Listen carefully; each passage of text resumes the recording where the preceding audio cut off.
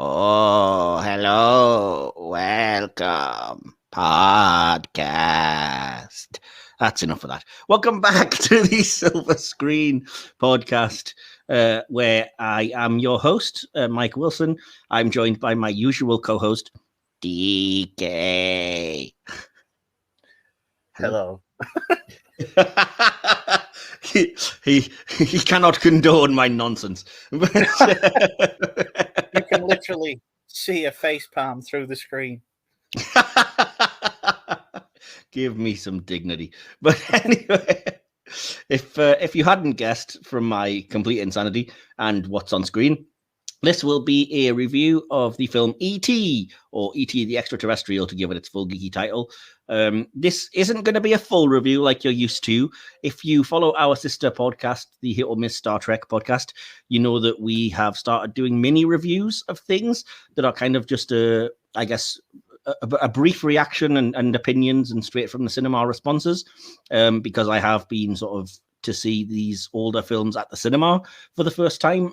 Previously, you can find on that other channel our mini review of Star Trek, the motion picture. You will be able to catch Star Trek II, The Wrath of Khan in a few days. But I also saw at the same time as Wrath of Khan, E.T. on the big screen for the first time at the Cineworld Cinema that's relatively close to me. So I wanted to get some thoughts down about my experience, some general thoughts on E.T. Not, as I said, not too in-depth like a regular podcast. Hopefully it won't be more than 45 to 55 minutes or so. And then, hopefully we can always come back and review E.T. properly with a guest at another time. But DK is here with me to talk about my experience and just generally about E.T., as I said. So, DK, I'll open with the world's stupidest question. Have you seen E.T.? I have, although I did come to it quite late. I remember a bunch of kids in the playground. Yeah, that's how old I am. Raving about it.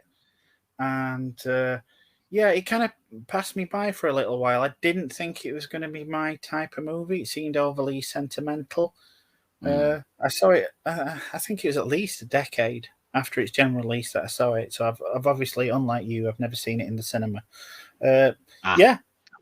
Really enjoyed it though. Okay, fair enough. Yeah, similarly, I don't really have as personal a connection to this film as I think, I know a lot of people do. I didn't see it as a youth either, which I think would have probably meant a lot more to me if I had. I was, I think, 14 when I first saw the movie, which is daft because it had been out a long time. It is like Wrath of Khan from the same year as I was born. So like me, this film is 40 years old, which is the reason for its re-release. That, and it was getting a re-release in IMAX for the first time. I didn't see it in IMAX because we don't have an IMAX screen near us. Well, not that near anyway. So I just saw it on a regular cinema screen. And I'll be honest, unlike the Star Trek films, I'm not really as au fait with the differences in the various versions and cleanups and restorations of ET. So I can't necessarily get into telling you which version. I believe it's the most recent version, which I know had a few things done to it. Not the terrible version where they replaced guns with walkie-talkies that everybody hated, but the kind of cleanup and restoration that was, I think, for the 35th anniversary not long ago. But like I said, I'm not familiar enough with the movie to know everything. In fact, it was, in a lot of ways, this was very, very like me seeing this film for the first time, because it's one of those things where I know I've seen it all the way through, but it's probably been well over a decade since I last saw it. And the first couple of times I saw it, I think it was just like on TV while I was not all that interested, you know, when you're at that age, when I was like preparing food or doing something or playing with something or other or whatnot. So it was on and I was watching it, but I wasn't really, which is criminal, I wasn't really engrossed in the way that I'm sure Mr. Spielberg would have preferred. So that might explain some things, but so you definitely haven't seen this at the cinema then, DK. You've only seen it on, I presume, home video or Blu-ray or whatnot. I think the first time I saw it was actually on DVD. That's how long it took me to get around to seeing it. So, yeah. Wow. I will say this, though. My mother is quite obsessed with this. She loves the little guy. This house is full of various E.T. toys. In fact, I believe one Christmas I got her an E.T. Furby. And she still has it. when it comes to ET, then just in general, what are your thoughts on the movie? Like, can you remember what you felt or what you thought the first time you saw it? I think I sat there, resolved to be unimpressed, but it kind of chipped away at my exterior anyway. It does have that emotional connection. I mean, it did take me a while to come around to it, but when I did see it, as we've talked about previously, you can have a connection, an emotional connection to movies, especially if you've grown up with it. I was determined that I wasn't going to like it because it's Spielberg, and you can never really go wrong with Spielberg. But I didn't think I was going to be that impressed by it. But I'll be honest, there were some scenes later on when, it did bring a lump to my throat. So I enjoy it. I think the spectacle of the ship towards the end, it touches more of a chord to me, because when it comes to Spielberg, one of my favorite movies is Close Encounters. So it harkens back to that. Yeah, definitely. But the whole thing kind of came and went for me. But I appreciate it as a piece of cinema, and you can't help but love the little guy, really. Well, there's lots to love in the film. Just let me start by saying that, and I recognize it as a fantastic piece of work. I get that it's like one of the greatest films of all time, that it's got all those plaudits, and there are people that would have this as their favorite movie because it has connected with them. But there's just a layer of removal for me that I just can't get past, and it bugs me because I really want to come out of this. I wanted to come out of this, I should say, last night thinking, that's a 5-star movie. Why have I not watched that more? Why do I not appreciate it? And it's just, I feel like I'm like Elliot at the end of the movie. I just feel like I don't know what to feel, and I just don't feel much of anything at this point. Like I feel removed, like I'm a detached bystander watching these things, and like, yes, I get that's sad, and I would understand people being sad. Just doesn't hit me for some reason, and I don't know why. At what age do you think you first saw it? As I said earlier, I was 14 when I first saw it. So I was not a kid, and it's clear this isn't a criticism, but it's clear that this is a movie that I think was designed for children and to hit you at that age when you're young and impressionable, and it'll matter more to you, I think, in that way. There's a reason that the focus character in the movie is Elliot. I think if you are a young kid, it's going to mean a lot more, as emphasized by the fact that, annoyingly, there was 15 full minutes of toy adverts that played before the screening of the film, which bugged me no end, because I never really used to think of it as a kid's film, because, like I said, I think part of our brains are always taught that like kids stuff is ridiculous, and it's not serious enough not to be taken as art, and that's ridiculous. That's a nonsense anyway. But it was only after I'd kind of, when I was watching these ads, I was like, this is definitely very focused and targeted at children. And there were a couple of kids in the showing, and then the sort of certificate thing came on to show the film was starting. And it was then that I realized it's a U certificate, and I was like, dang, you'd never get U certificate films anymore. Everything is at least a PG. So clearly this wanted to sort of aim squarely at kids, and I get it. And I understand all of the central themes and everything, and the way that it resonates, because it is about, children of divorce who miss their dad and who want to fill that void. And, E.T. is based on Spielberg's imaginary friend from when his parents were getting divorced. And again, I understand all that, and these are things that should be incredibly relatable to me. And I appreciate the film sort of reinforcing those themes and making them a point. But for whatever reason, they just don't hit the feels with me, the emotional core. And I think part of that is just, like I said, that when I first watched it, my parents were already divorced.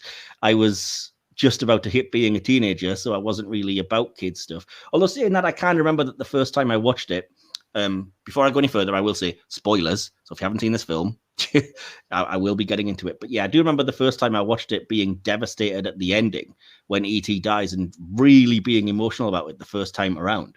But the weird thing is that I just didn't feel anything since when that happens, which is weird, because as we touched on in our Wrath of Khan review that'll be coming out in a few days, like there are things in that film that I've seen 100 times that still get me choked and emotional, and yet for whatever reason, I don't know why, I'm just numb to the end of this film after the first time when I'm just like, well, I know it's coming and it doesn't affect me anymore. I can appreciate these are great performances. Everybody's absolutely giving it their all, and it's a very emotional moment. But it's like I said, it's just like I'm a layer removed. I'm watching through the window at people I don't know, and I'm like, well, great. Okay. It still gives me that emotional impact. Obviously, not as much as something like Wrath of Khan, because it, as you say, it didn't touch us on that level, and I think that's partly our fault. Maybe we handicapped ourselves when it came to this movie. Yeah, I think putting a lot of expectations on it, I think, doesn't help. But I also think this is going to sound potentially silly, but bear with me. I do think that every generation has a Spielberg film that means the absolute world to them. Whether it's Jaws for a lot of much older people, or E.T. for slightly younger people than that, or in my case, it's Jurassic Park, which I will not hear a word said against, and which gets me emotional as heck every time I watch it, and which I can't not just feel an incredible affection towards as the film that made me love movies and that wowed me, and everything that I see in that film is magical. But another person might watch that film and think, what the dinosaurs? I don't care. Yeah, I get that it's good, but meh, But and I'd be devastated. So I feel bad for people that where this is their sort of their film that did that, because I know those people exist and it's understandable. I can see why it would connect with people, and I'm certainly not saying it's a bad film at all. I just really wish I liked it more, a little bit more than I even did. But I will sort of get into a lot of things that are there to praise as well. Because, like I said, this is not, we'll give our scores at the end, but this is not by any means a bad film. It's definitely not middle of the road or anything. But like I said, I really wanted to come out thinking that's 5 stars. It really is one of the greatest films ever made. And it just doesn't quite hit that note for me. So, yeah. When was the last time you did see the movie, by the way? Maybe 3-4 years ago, I think. I mean, I can't say for sure because, as you know, my memory's patchy at the best of times. But, yeah, fair enough. Yeah, it's going to be at least 3 and 4. It was definitely prior to the pandemic. So, yeah, I'd say 3, 4, maybe 5 even. Right, fair enough. So it's not super fresh in your mind, but do you remember still feeling the same way when you saw it? In what respect? In the sort of like I couldn't connect with it. No, I do appreciate it now. In fact, I appreciate it now a lot more than I did when I was younger, because as you were saying, if you watch it as a teenager, it probably doesn't quite connect. And yes, it doesn't have that attachment. And you were saying earlier that every generation has its Spielberg film, and I think for me it were things like Raiders of the Lost Ark and Close Encounters. I was a bit after Jaws, but it was before, obviously before E.T., and definitely before Jurassic Park. I'm as old as the goddamn dinosaurs. But it didn't have that. It didn't have that connection. When I watch it now, it's hard to place. I mean, as a Spielberg movie, I've not seen all of his movies, I'll be honest, but every single Spielberg movie that I've seen, I think with a notable 1 or 2 exceptions, I've loved. You can't fault the guy's talent, and this is one of his biggest hits. Yeah, there is a slight disconnect there. As I say, I think we've handicapped ourselves when it comes to it because we didn't have that emotional attachment that we did, but I do still pride myself on, as curmudgeonly, as I am, as anthropic as I am. I do consider myself young at heart. Otherwise, I wouldn't be into the stuff that I'm into. And, so yeah, I can totally get on board with it. And when I'm in it, I am immersed in the film. And when they find him by that, is it like a sewage outlet? I'm devastated, and when they think he's dead, and it's crushing. It's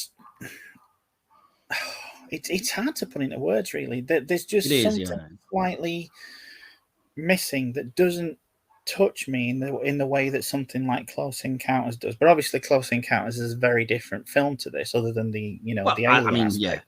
As is Jurassic Park, like I said. But it's hard to put into words. I do like it. I can't honestly say I would give it 5 stars.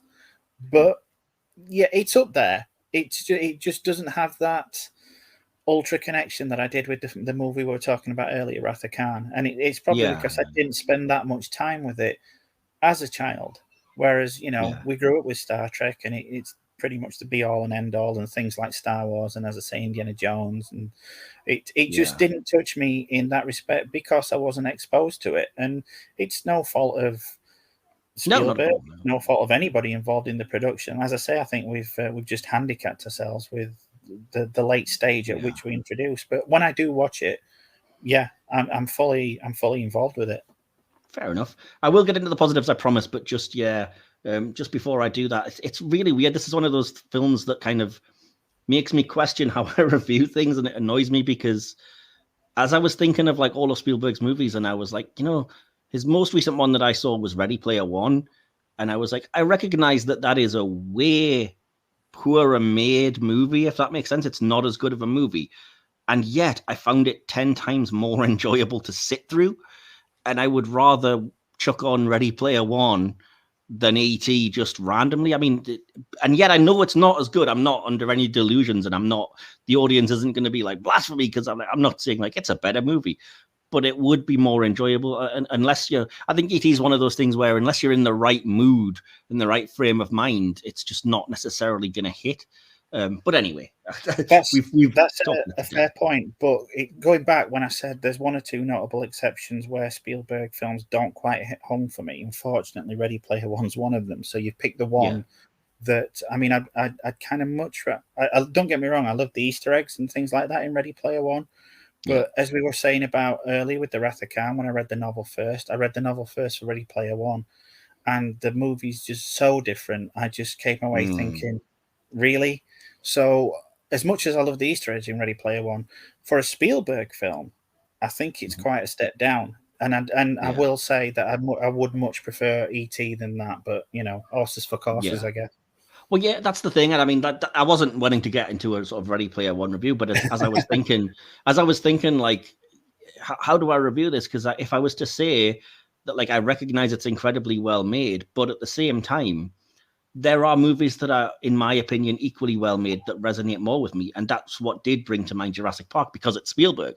And I was like, would I say this is on the same level as Jurassic Park? And then I had to say to myself, no, not remotely. But that's probably just for me. There are bound to be people, I'm sure, that would say E.T. is so much better than Jurassic Park, or they're very much on the same level, or whatever. But like I said, it's just one of those things where, and again, comparing it to Ready Player One or any of those sort of more lightweight, for want of a better word, Spielberg films, that's like saying, I could sit and, read War and Peace, or I could grab the Bella, and right now I just want to listen, I just want to grab the copy of Heat magazine that's next to me, but I'm not seeing that it's as good a piece of literature as War and Peace or whatever. I think it's very telling that you immediately went for Bella. I grew up around just a mother and sister and grandmother who would leave these things lying around all the time. So I was expecting you to say like War and Peace, or a copy of Spider-Man. But yes, but there are some very well written copies of Spider-Man. I would never denigrate that in that way. So anyway, as promised, I want to get into the stuff that I do really like and I do appreciate, if that's okay with you, and hopefully you can chime in with your thoughts on them. Yeah. So the first thing, which I kind of made my avatar for a reason, is I fully get what I did get the emotion. I get why the scenes of like A.T. sort of floating the bike with it. I'm making it sound terrible, but using his powers to sort of fly past the moon, and the way that's shot and the way it looks, and especially the score in that scene, that does get me emotional, and I can fully understand how that became an iconic image and why that scene hits, both when it first happens and particularly as well at the end of the film when it happens again to evade the kind of pursuing cops and various people. I get that, and I do, but I will say I do think, as I was watching it at the cinema, I was like, wow, John Williams is doing a lot of the heavy lifting here, though, to be fully honest with you. Not as much during the first sequence, because I think it's a work of genius the way that Spielberg framed the flying bike against the moon, which is why it's this image here. But during the second time it happened, perhaps it was because we'd already seen it, but when it happened a second time, I wasn't really overly as into it until that John Williams score kicked in, and I was like, there it is. And I was like, Spielberg has a lot to thank John Williams for. Definitely. He's not the only one, as does George Lucas, Yeah, but, I do think it's a very much of the era. I mean, when you look at Spielberg's films back then, you can't imagine them without John Williams. I mean, you look at Jaws, you look at E.T., you look at Raiders of the Lost Ark. You cannot tell me that any other composer would have even Jurassic Park. Yeah, completely. Yeah, exactly.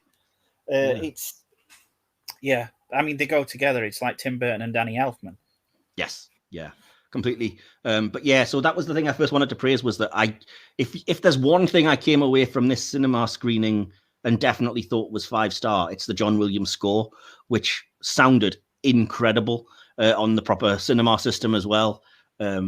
It's just, that really is magical, and it almost in a way wouldn't matter what the images were, as long as they kind of reinforce this magic. Obviously, you're not going to want horrible things on screen or whatever, but as long as it reinforced this magical sort of theme, I really think that it was just that good. The music on its own, coupled with those images, though, it does make a really cool, fantastic moment, and I fully appreciate that.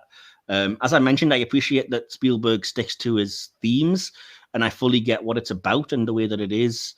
It's child's perspective from the start, and it's children of divorce for a reason, and that is reinforced, and it is about this lack of connection or not feeling like you're seen a lot of the time, which again lots of the film emphasizes, and I fully do get and appreciate that. I'm not denigrating that at all by any means, but I will say there were times when, to reinforce that theme, it really bugged me, because it hit a level for me of unreality that made me just disconnect from the movie, because the adults in the movie were being so stupid and so ignorant that I truly couldn't believe anybody would behave that way. I'm thinking particularly of the scene where Gertie is trying to show E.T. to his mum, and he's wandering around the house, and she's just like turning away at the exact moment every time. And it is funny, and it plays funny, but for me, it's a little bit too Keystone Cops and too stupid, if that makes sense. And I would love to know if you sort of thought the same thing. You see, I like that. I like the comedic elements. I like that, and I like the scene where he's drunk and. Oh yeah, I mean, there's a lot of comedic scenes that I think really hit well, and people were laughing at the cinema, even at this sort of 40-year-old movie. But for me, like I said, the idea that people were that stupid, I think, like, I can understand it. I could headcanon it away, I guess, as like it's not really literally what's happening. It's just the way the kids would understand it. But like I said, it just removed me from the film a bit. See, I don't know, like you said, because I'm in that situation. I mean, I don't have children of my own, but I could fully imagine me being that dumb. Because I'm that dumb in real life normally, and I'm not a great one for noticing signals from people, but I can, I can miss things more than I would imagine any other person can, so I can kind of get on board with that. I mean, I guess with a movie like this, each person brings their individual experiences, and I can't speak to the divorced parents angle, because my parents are still together, as it were. But it's very much, and again, I think it's when you look at our general discussion with regards to the connection to the movie, I think each of us obviously bring our own experiences, and that's why some people will connect this more than others. Yeah, but that's another thing that kind of, I suppose, slightly frustrated me, is that as somebody who did grow up as not child of divorce, I was kind of 11, 12 years old when my parents got divorced, but I would think it would resonate more with me. And there are films that do. Mrs. Doubtfire springs to mind as a movie that really means a lot to me, because it was there during that time in my life, and it's also a fantastic movie, which just emotionally kind of hits that core. But like I said, with E.T., I just feel like it just doesn't feel like it's realistically portraying it. And anyway, go ahead. I was going to say, but do you think that could have changed? You could have had a different outlook if your parents had been divorced when you were younger and you saw this movie?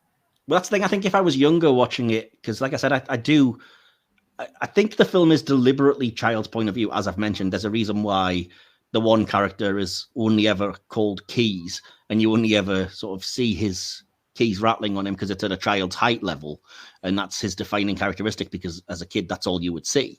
So again, things like that really reinforce that, like, maybe it is Spielberg saying, look, this isn't supposed to be showing you literal reality. It's supposed to be showing you the world the way a kid might see it.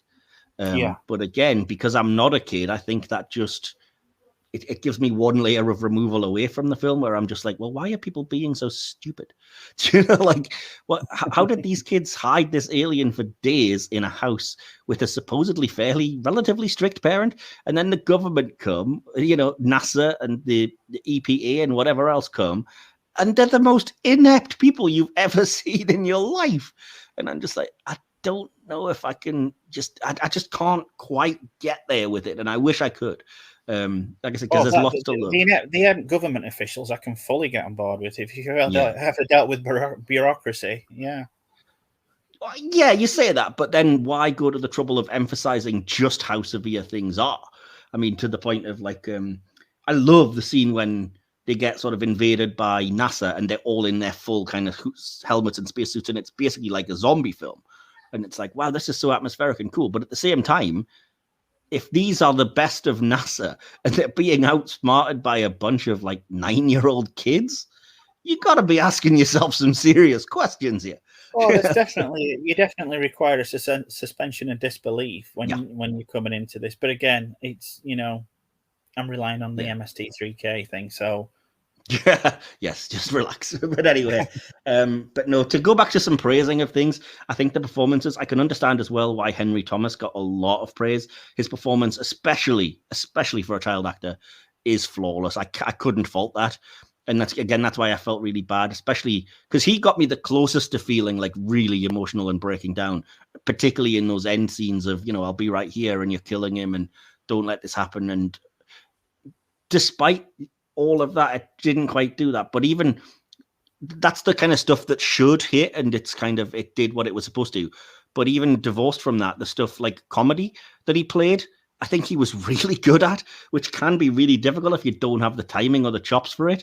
But like you kind of alluded to, the scenes where he was like startled by the umbrella because E.T. was, or he was drunk because E.T. was, or he grabbed the girl to kiss her because E.T. was watching that on the TV. I think those were all played to perfection by an actor who is like probably over 30 years younger than I am now, and acting 10 times better than I ever could.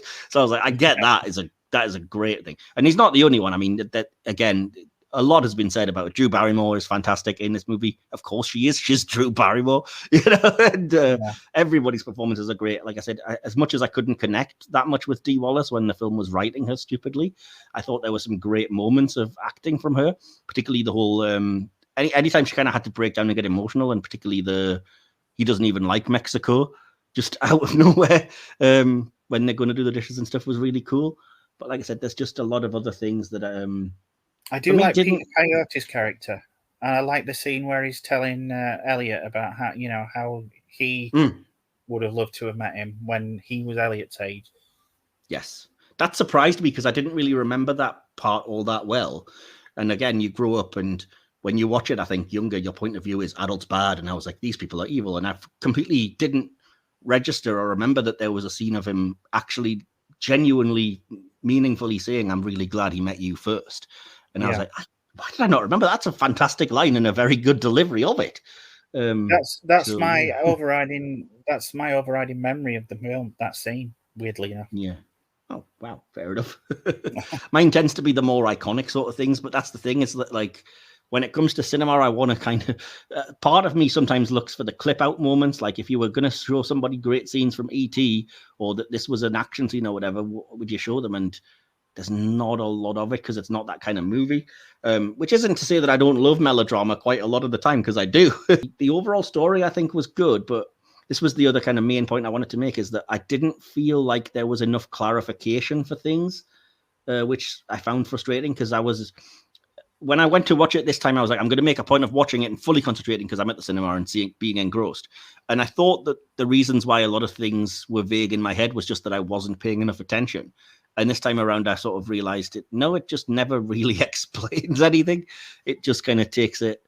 And by that, I mean things like, why does E.T. have this connection with Elliot? when does that happen? How is he able to just disconnect it when he quote unquote dies?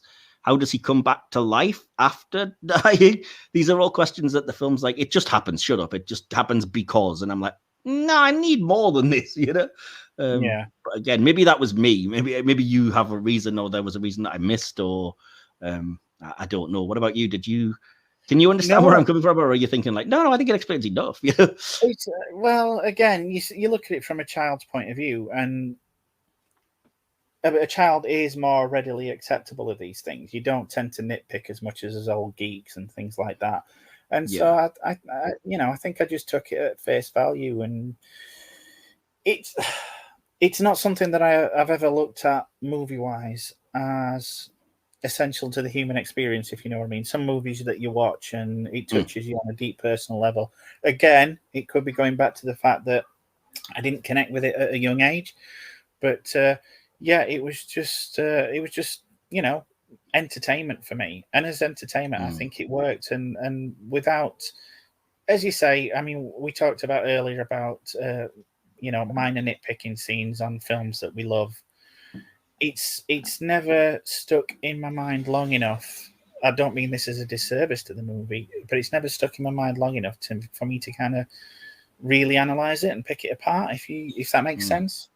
Yeah, whereas I went into this particular viewing specifically with more, I think, of an analytical mind, because I was like, well, I want to have something to say if we're going to do a little mini review, you know, so let's notice and try. And I've been trying, like I said, since seeing it to define the undefinable, I think, in places where it's just like, well, why didn't it, feel that good? Because even as I'm talking about it now, I'm like, actually, there's a lot of incredibly good dialogue, some brilliantly staged scenes, obviously the score that I love, the performances and things, and even like Spielberg's direction 90% of the time, not even just the iconic shots, but like little things are fantastic and really well done. But then the things that stick in my mind are the 2 times that he uses a really bad crash zoom, which, again, some people might be like, oh, it's not bad, it's great. And at times it can be, like when he uses it, the most iconic scene being in Jaws, when it's sort of, zooming straight in on Brody as he realizes the terror. I think it's used perfectly in Jaws. When he uses it in E.T., it comes off to me as an immature filmmaker who's like, oh, I have this trick that I haven't used yet. And it just jars. Yeah. But anyway, I get where you're coming from, yeah. Yeah, hopefully that makes sense to people anyway. But, all of that said, again, I appreciate that the movie is more deep and meaningful. I will say the 2 hours completely flew by. For all that I was, struggling to connect at times, when the film finished, I was like, well, that did not feel like 2 hours at all. It just breezed over. Yeah, the odd thing is that I wouldn't necessarily say I was entertained. I wouldn't use that word. But I was invested, I guess, and I was engrossed enough to not feel the sort of passage of time and be like, oh, I'd rather be doing anything else. But then again, I'm not the kind of person that does that with films anyway. I'd like always give them a chance unless they're truly like awful. But I was appreciating the things that I could. And again, I really wish that I had more praise to lavish on it. And I don't want people to come away from this thinking it was a negative review. It is not by any means. I just really, really wish that I had sort of connected with this in the way that some people do. And I would love to hear from people where this is your Jurassic Park, I guess, your one film that got you to love movies and it hit you in that way, and the way that it made you feel magical. And like I said, I'm actually looking forward to watching it again now with kind of these fresher eyes. And as I'm thinking about it and reviewing it, like I said, picking up things like quotes and meaningful moments that meant a lot, I'm appreciating it more. But for me, can I ask you a question? What's that? Did you go and see it because you wanted to see it, or you felt more like it was your duty to go and see it? No, I wanted to go and see it 100%, and I wanted to see it on the big screen because I never had before. So I was, I wanted to see it, and I was looking forward to it. But I think, like I said, it was just one of those things where I expected something to click, because I was like, it's never clicked with me before, and that's because I've never actually, as much as I own the Blu-ray, but I've never actually watched it. So I've never actually went, right, this is my chance to sit down, pay attention, focus, experience this the way, and because I'm in a cinema, it's the way the director intended. I've got no distractions, so I can't be like, well, yes, it's on, but I can check my phone or do whatever. And like I said, I was hoping that it would connect a little tiny bit more than it did. But having said that, like I said, I appreciate everything that it does do, and I get why a lot of people would love it and why it is called one of the best films of all time. But for me, it just isn't that personal, meaningful effect. Did you at least find it more impressive? And I don't mean that in a spectacle kind of sense. Did it touch you a little more watching it in the theatre rather than just sat at home with the distractions that take place around you? I think so. I think it did. That's one thing I should have said. And like I said, the moments that I felt it were things like, again, not to beat a dead horse, but things like the iconic scene of, passing the moon at night on the flying bike. I think that always, again, that's iconic for a reason, so it always affected me anyway. But seeing that on the big screen, I think you really felt the power of it. But like I said, the thing that I came away from with that was the score is doing an awful lot of work here, because I think the audio was great in that screening as well. Probably the best of the three things I've seen recently. And so because the score was taking me there, I was like, I could I didn't, but I could close my eyes, listen to this, and probably still feel much the same without the images. Probably not fair to say that unless I'd done it, but like I said, I wouldn't miss part of a movie. That would be unfair. But yeah, that's my way of praising the audio more than kind of criticizing the images. But having said that as well, there's things that I probably wouldn't have noticed watching at home, like camera angles and setups and things, or staging of scenes that aren't necessarily remarkable in any way, because they're just like family talking and discussing things, or E.T. addressing a kid or whatever. And on the big screen, you can fully appreciate like the way Spielberg is directing this is fantastic.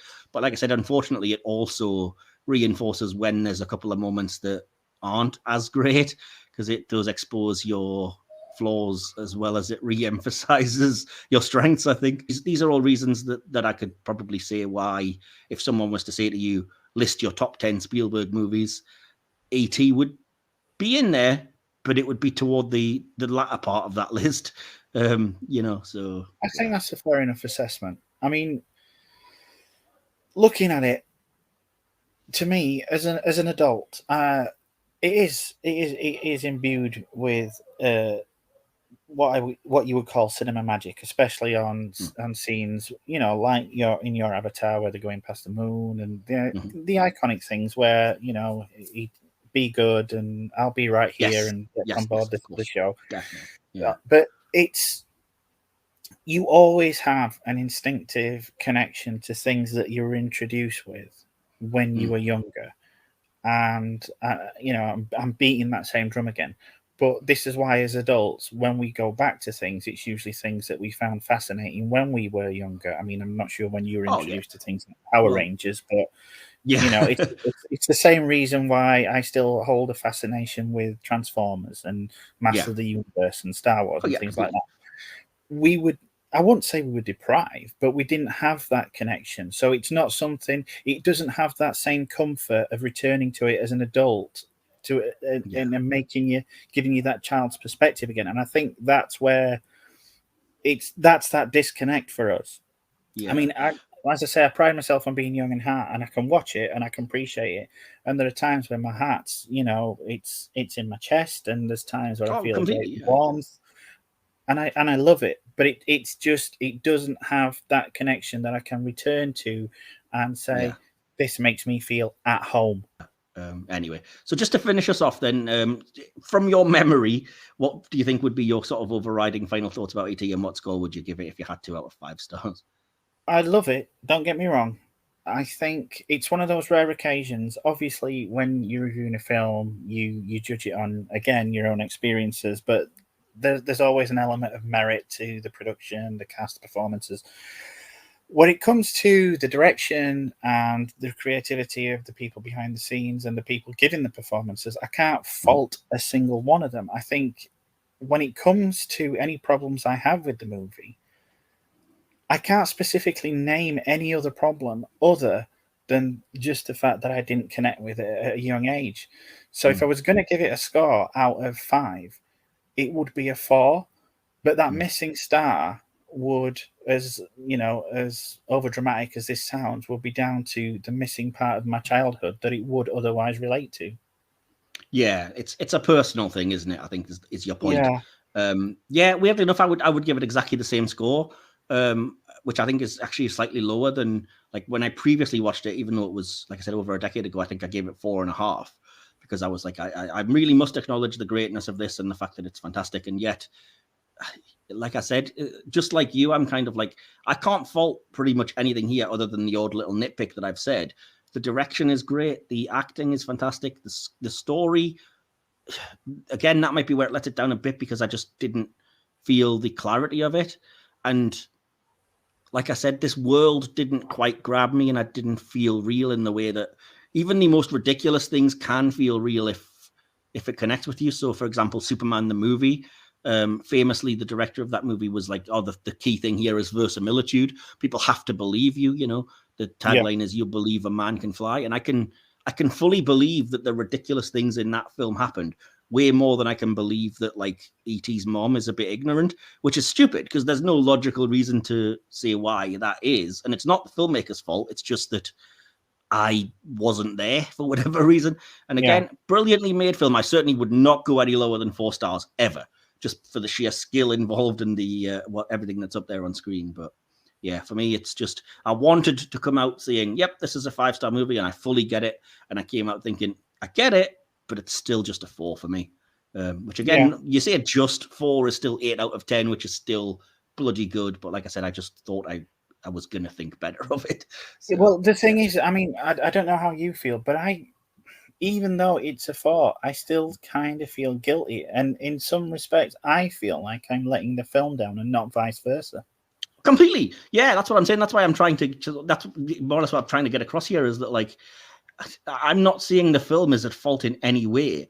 It just doesn't connect with me personally because I can't find that thing. And maybe I will one day. Maybe one day I'll watch it and something just clicks and I'm like, I get it.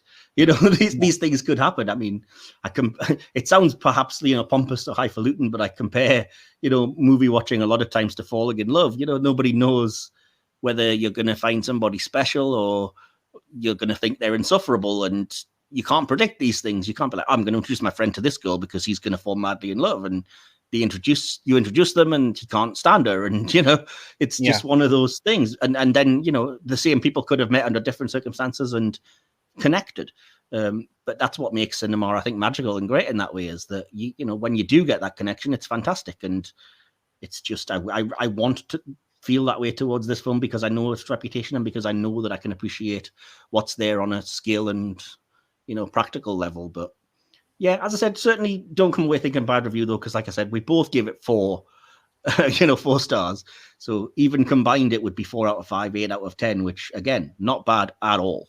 But like I said, I know for a fact there are going to be people that are like 8 out of 10. E.T.'s a 10 out of 10 movie all day, and I wish I felt the way that those people do. But anyway, so we hope you enjoyed this brief review. Sorry if you felt we were being a bit too denigrating. Like I said, I think we've been worse on ourselves than the movie, so hopefully people kind of respect and appreciate that fact. But if you enjoy this, do let us know, like, subscribe, follow us.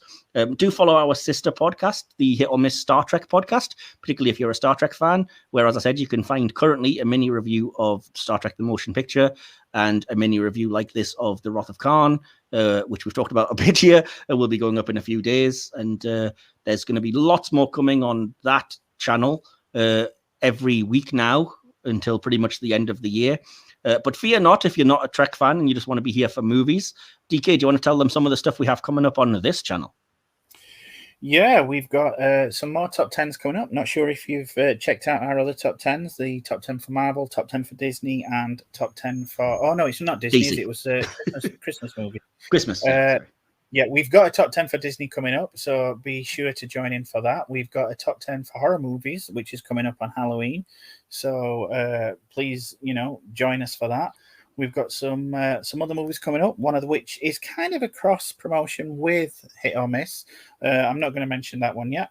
That's up to Mike. I've got one coming up, which is looking at another 80s movie, Adventures of Buckaroo Banzai. So... Awesome. Yeah, we've got quite a lot on that one.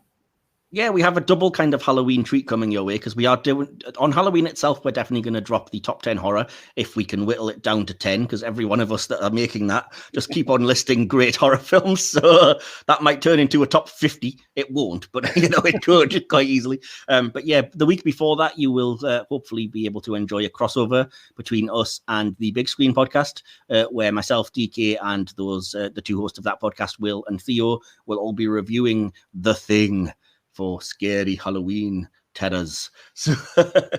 So yeah, lots to look forward to. Buckaroo Banzai, top 10s, The Thing, and maybe a Trek-related thing coming to this channel as well. So stay tuned, and there will be another mini review coming. I am going back to the cinema to see another movie that I own on Blu-ray, but this time there is a slight difference because I'm going in about a week's time to see another Spielberg classic, Jaws, only this time in 3D. Woo! That's the original Jaws in 3D, not to be confused with Jaws 3D, the third movie, which you couldn't pay me to see, let alone pay a cinema to go and see.